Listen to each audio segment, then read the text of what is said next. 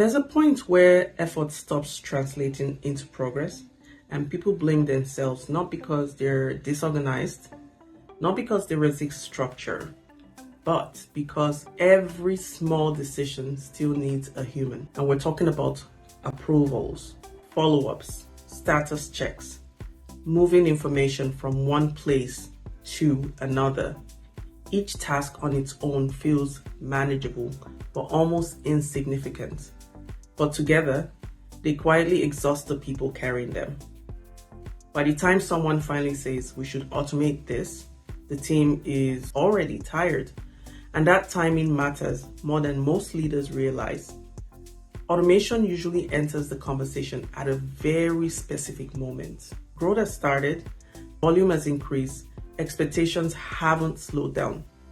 Leaders feel pressure not just to deliver results, but to protect their teams. So, automation gets framed as speed, efficiency, scale, but what's actually happening underneath is very mind-boggling. It's decision fatigue, and it rarely gets named. So let's slow this down and define the word clearly. Automation is the use of systems to handle predictable, repeatable action or decisions without requiring ongoing human involvement. I'll say that again.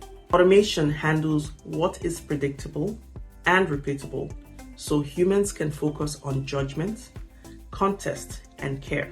Automation is not about removing people, it's about removing unnecessary cognitive load. When automation is done well, people don't feel replaced, they feel relieved. When automation is misunderstood, one of two things usually happens.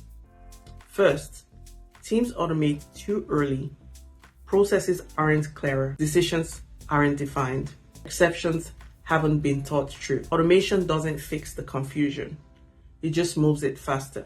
The second failure mode is quieter. Teams avoid automations entirely and everything stays manual. Leaders and senior staff become the safety net, memory becomes the system, nothing breaks loudly but capacity slowly disappears. Burnout ultimately creeps in and exhaustion becomes normalized. In both cases, the cost isn't technical, it's human. And this is why automation is not a technical decision, it's a leadership one. The best question is not, what can we automate?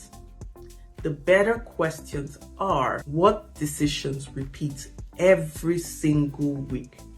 Which tasks drain energy but don't require judgment?